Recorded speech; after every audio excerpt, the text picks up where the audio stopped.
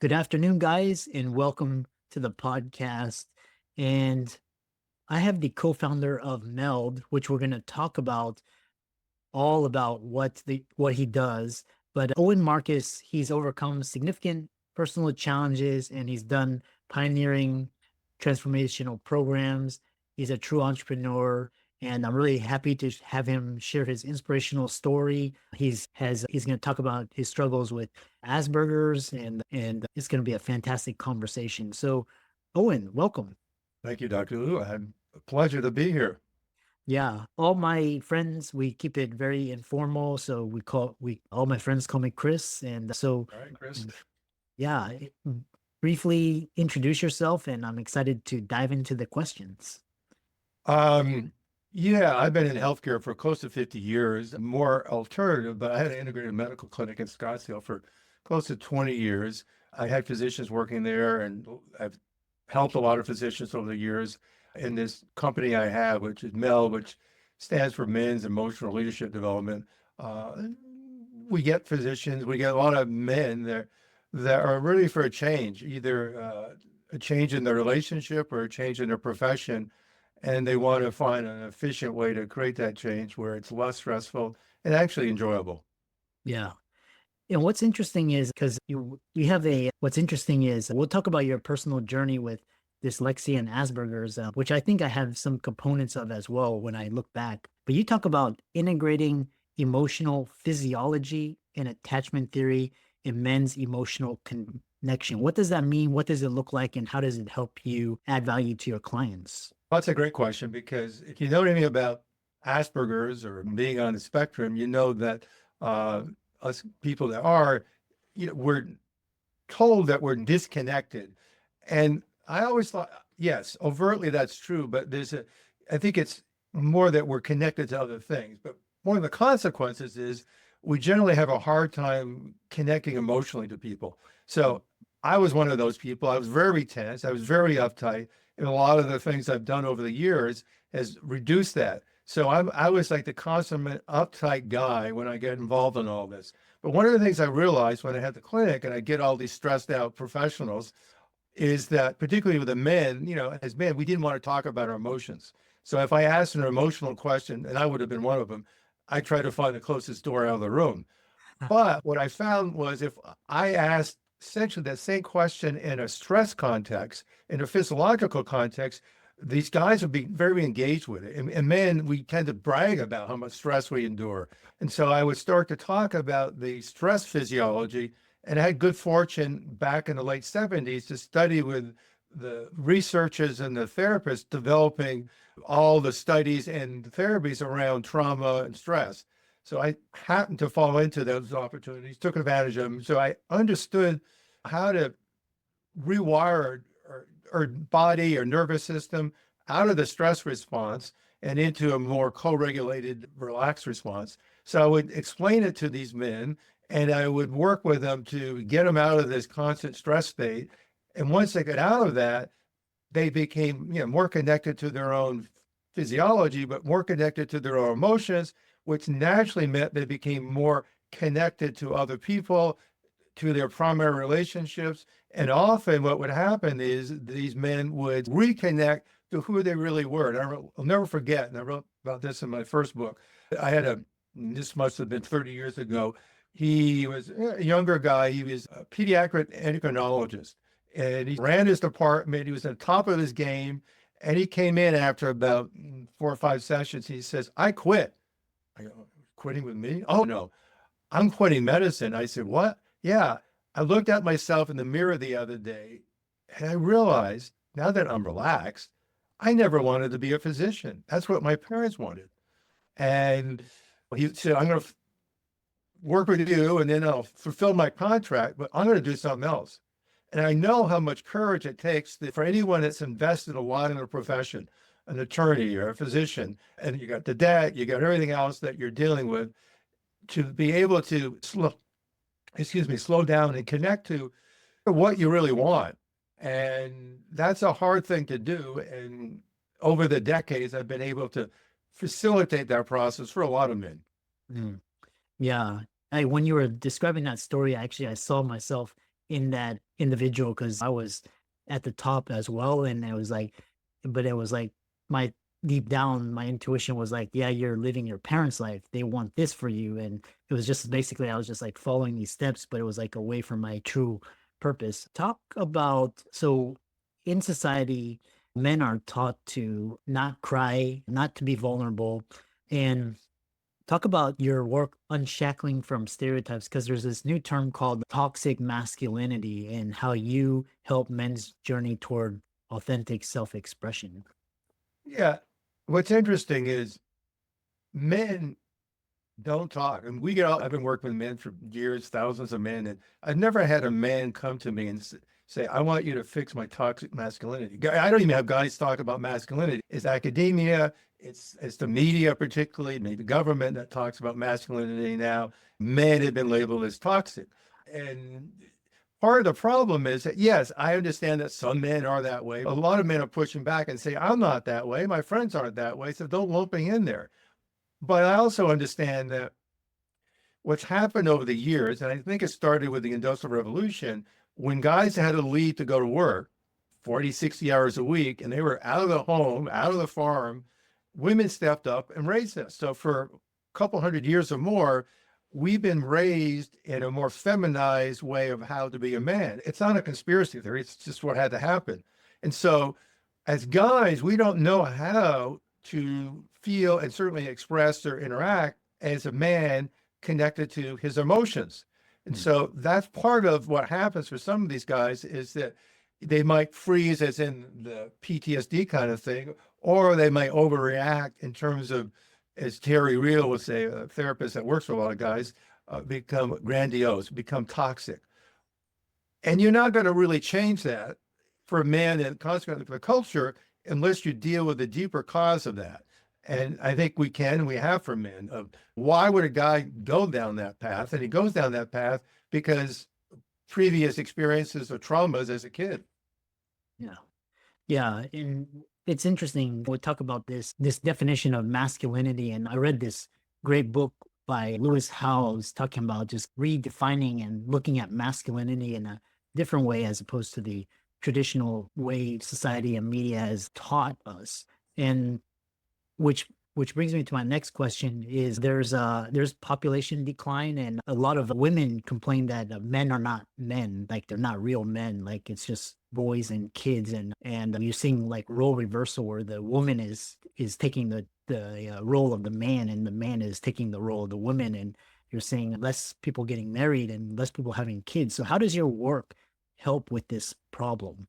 I think in the extreme, particularly with these younger men, is they just opting out. You get the incel men, you get the young men that say, I'm not even going to try to date a woman or be in a relationship. And some of it's social, some of it's economic, but a lot of it is they don't have a model on how to do that. And I think some people realize that what's accentuated that is technology, social media, because when I grew up and when I was in high school and in the late 60s and 70s, I struggled like any teenager dating, but in the long run, that was good. I needed to learn through experience. I needed to make mistakes when the mistakes weren't all that critical. And so when you don't have those kinds of live interactions and opportunities to stumble with going out on a date and all that, you don't learn these skills. And so suddenly at say 30, after you've done your profession and you want to settle down, you're a guy, and it's like, how do I do this? I don't know how to do it. I haven't had any official training. I haven't had any modeling. My friends don't know how to do it, and they've been my allies and teachers for the last 10 years. So they get stuck. And the women, yes, as we know, that mentally or emotionally, they develop kids quicker than boys. And that's one reason they're excelling in school. So guys are like, they're being left behind because they haven't been given the tools to interact and engage with women and society. My generation, we had those, if only through experience. Mm. Mm. Yeah. Yeah. No, the other idea is it's just there's like in the past, like in when before even the industrial ages, like men had to hunt for food and they had to fight for survival. It was like a constant battle. and there was like rites of passage into manhood. And now after the Industrial Revolution, we have food, clothing, housing. It's all very abundant. And so there's no sort of rite of passage to what is a man and how do you define it. So it's a lot of men are lost and confused. And it's just, we have around one thing is talking about is how does MELD redefine or support men's roles in society today? We give them a motto, which sort of says, look, the problem's not you, it's your physiology. And that what happens when we have trauma, or I call serial microtraumas or stress, is our physiology gets conditioned, and specifically it gets conditioned into the freeze state. So we all know about fight and flight, and we're starting to learn about when an animal, particularly a mammal, cannot run or fight, we default, or we kick into this ancestral reptilian ability to freeze. And you can see videos of animals freezing when they've been attacked or whatever. And when the pursuer goes away, a few minutes later, the animal will stand up, literally tremble, shake it off, reset their body or the nervous system, and go off, and they have no PTSD. We don't get to reset our nervous system from trauma or stress, but just accumulates and it accumulates. And so our baseline goes from being in the parasympathetic, or I would call so the idle state of our nervous system, to the hyperaroused state or the sympathetic state. And we're not meant to be there. It literally wears us out. We wouldn't have an engine always revving, but we have our bodies in this hyperaroused state. And so we experience almost anything as a stress response, which is a survival response. And yeah, understanding it, but really helping men downregulate their nervous system. And what happens when we do that, all the energy that went into survival, even though we might not think it's survival, but physiologically we're dealing with life as if it's survival, that energy goes into creation, connection, provocation, healing, rejuvenation. We're able to rebuild because that energy is not oriented to survival. Because if we're in survival, we're hardwired to put all our energies into whatever we need to survive. And even though, as you said, we got everything we need physically in this life, but what we also have is all the stress that our ancestors didn't have. Mm-hmm. Yeah. And it's really interesting because I've read a lot about just nervous system dysregulation and like polyvagal theory and just ways to be more mindful and access the body. Which is interesting. You've got a background in Rolfi and somatic practices. And how do you integrate physical wellness with emotional healing in your programs? Describe that process. You mentioned one of the ways that we look at that. Polyvagal theory came from Dr. Porges, brilliant guy, a really nice guy. We had him on our program a couple months ago. He was actually one of the original research directors for the Rolf Institute. Rolfing is a kind of physical therapy, soft tissue, particularly fascial manipulation that aligns the body with gravity. But what it really does when done well is it releases chronic stress in the body. Because Dr. Celia, who wrote the book on stress, The Stress of Life, said that fascia was the organ of stress. And I think we know that. So when we have a lot of stress, we get tight. And guys' shoulders will get tight or their backs or whatever. And it's a lot less from the physical, it's more from the stress or trauma. And when the body has serial stress and it doesn't get to release it, as say that animal I was talking about, it gets to shake it off, it starts to get stored up. But we don't have to manipulate it to get rid of it. We can apply like the polyvagal theory, which basically says that we got this vagus nerve, the 10th cranial nerve, and what Stephen Porges realized is that we have this newer part of the vagus nerve, which is the ventral or front part of it, which deals with social connection. And so I realized a while ago, there was like 3 ways that we can release stress or trauma. The first is shaking, and which is what I just described. The next is taking mindful action. So as you feel the stress or the fear or whatever, you don't disassociate from it. You take action, because the antithesis of being frozen is to take action. But when you can feel the emotion or the physical freeze and still take action, you start to melt it. And the third is through connection, which is, so I'm seeing you, Chris, and you got a smile, you're nodding your head. So you're unconsciously giving me signals, and I'm hardwired to read these signals that you're hardwired unconsciously to give, that you're not a threat, you're safe. So we're co-regulating even through the internet, and I'm feeling relaxed and you're seeing me laugh and move and you're feeling relaxed. And that's a third way that we get to rewire our stress or trauma. And so I call it the SAC, SAC. We shake, we literally shake it off, but we don't usually get to do that. Or we can take mindful action as we feel it to rewire the nervous system, or we can connect to someone that is already downregulated that allows us to relax. Mm-hmm. Another follow-up question I have for you is because another great book that I read was The Body Keeps a Score, and it's talking about how we store trauma in our body, and it's like very unconscious. And I know people, for example, they'll do these practices to get into their body, like yoga, or some of them will do cold plunges. But one thing that I get frequently from just talking with my colleagues is that some of them love cold plunges and they hate yoga, and then some of them like can tolerate like yoga and then and they hate cold plunges. Is that normal, or talk about just how different stimuli and different the ways we adapt can be different? Yeah, I think we all have our preferences and the things that we don't enjoy. The key, if you're going to get deeper sustainable change, is to do it mindfully. So you can do yoga and be disconnected from your body and just do it as stretching. But I still do it with my clients, actually, particularly when I'm a clinic. I would have these guys go do yoga, but I'd say, look, do slow yoga, do beginning yoga. It's not a competition. You see these young, attractive women in the spandex, and it's like you want to impress them or whatever. Don't do that. But I know how it is. I'm a guy. I had a guy that didn't look like a yoga guy. He was overweight. He was older, but he knew how to work with tight guys. And these guys would have fun. And he'd teach them how to relax. And they would send them to Peter, not to be more flexible, but to relax.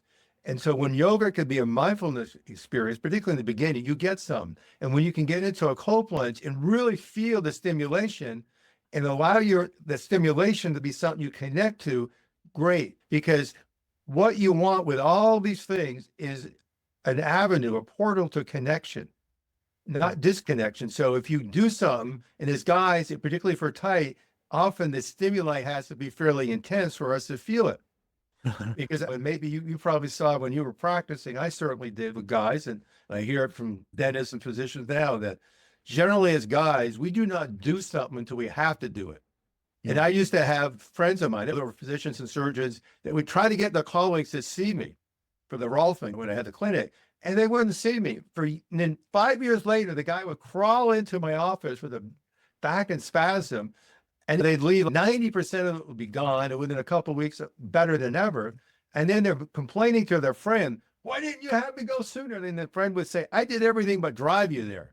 But that's how we are as guys. We tend not to do something until we have to. And then in this work that I do with men, it's less physical and more emotional. So often it's their relationship that's struggling, and their wife or their partner says, either you change or I'm gone. Or they got divorced and they realize that they're the consistent variable they need to change if they want a better relationship. And again, for guys, it's one, your physiology and what you had to endure, and two, that you weren't trained in this new model of how to succeed emotionally in a relationship. So not your fault, but you're going to have to be the guy leading the change. Yeah, I love that. How can people find out more about you and learn about you, and particularly neurodivergent? How can they reach out to you and work with you? Yeah, anyone's willing to contact me, they can contact me at Owen at MELD, MELD .community. It's the word community spelled out. And MELD.community is our website. We have a lot available. We have this really kick-ass 10-week virtual course, which is a great introduction. So we teach a lot of this stuff, the basics, but even the basics can be very powerful. And it's all interactive. So it's not academic, it's experiential. And guys are amazed at how much they learn, how quickly, how much fun it can be. Yeah, we got private coaching. I got a high level deep dive into group coaching. And then we do retreat, which guys love. Of course, they always come a little nervous, thinking it's going to be weird, and it's not. We'll get 30 to 60 guys in these trainings, and we've been doing them for years. And we teach this stuff, and we teach it live, and it's all interactive, but we don't do weird stuff. We don't run around the woods naked and all that. We just interact using some of these simple technologies, and men learn pretty quickly how to do this because ultimately we're hardwired for it. It's not that it's gone from us. We just don't know how to use these assets. So essentially what we're doing is getting guys connected to these latent skills that they have. I love that. And for all the audience, let's thank Owen for coming on and sharing his experience and wisdom, and keep up the great work. Thank you, Chris.